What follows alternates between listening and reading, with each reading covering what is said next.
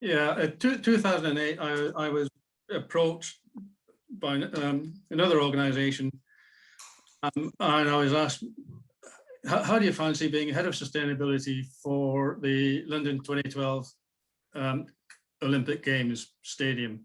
Well, the whole park, the Olympic Park. And, I still thoroughly enjoy my time with Arup, but that opportunity only comes along once in a lifetime. And with the thought of working on the Olympics and, just getting involved with sport, which I've always been really interested in, that was enough to move me after 27 years with Arup, out of Arup into a new challenge. 2008, left you in the lurch, moved down to the east end of London, and started working for the delivery partner for designing and building the Olympic Park for the games. And that was a superb time. That was probably the highlight of my career, mainly because sustainability was at the core of everything that we did on the Olympic Park. And that was thanks to David Cameron, who very early on said in the bid process, this is going to be the greenest games ever. And I think that we've actually proven that it was.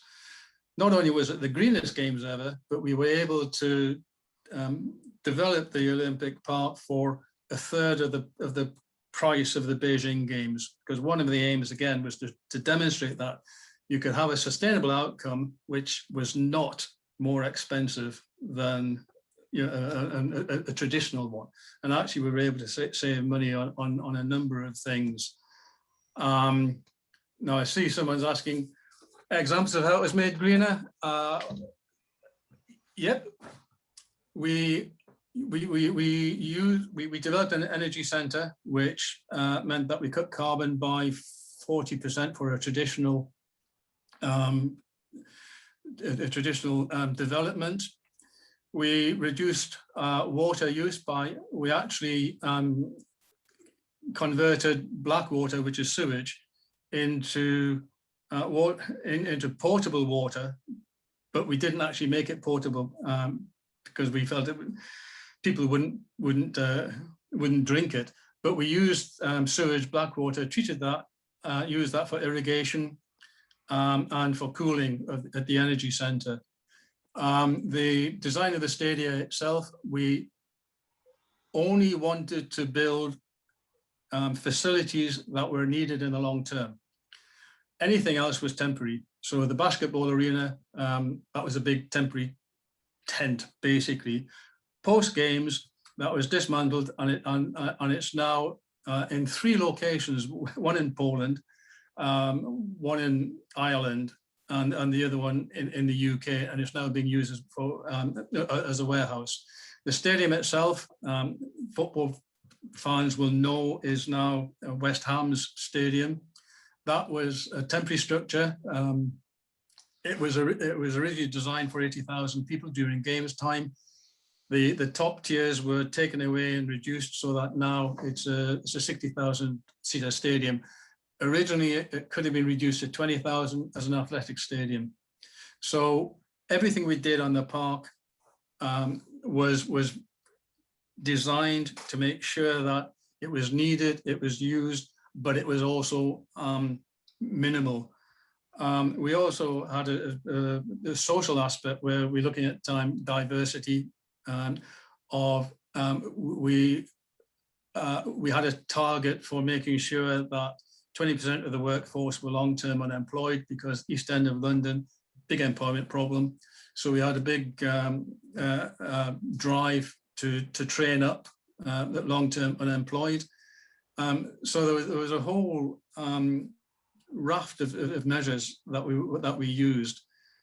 I will say, though, that one of the biggest drivers was the fact that every organization, there were 27 main contractors working on site. Not one of them wanted to be responsible for delaying the games, because that just was a non-starter. We couldn't delay the opening by 2 hours, never mind 24 hours. So throughout the whole process, of design, construction, and whatever. There wasn't one claim made by any contractor, which in the construction industry was incredible. We had a whole set of targets. We had, I can't remember, I think it was about 27 targets, and we hit every one of them. We exceeded most of them for particularly energy target. We exceeded the water saving target. We created a brilliant park, which was designed not for games time, but for post games. So that whole area of the Lee Valley has now been improved, and anyone who's been to the Olympic, to the Queen Elizabeth Olympic Park as it is now, hopefully will be able to see the benefits of what we've done. The Athletes Village has now been transferred into housing, and I mean the apartments there are incredible. The area around it, wide streets, lots of greenery, and 40% of them were are social housing. So again, it's not all high level stuff. So having responded to that question, I better shut up. Well, thank you, Paul, for the question, and you got a wealth of information there. Thanks for Peter. We'll be writing your book after this, so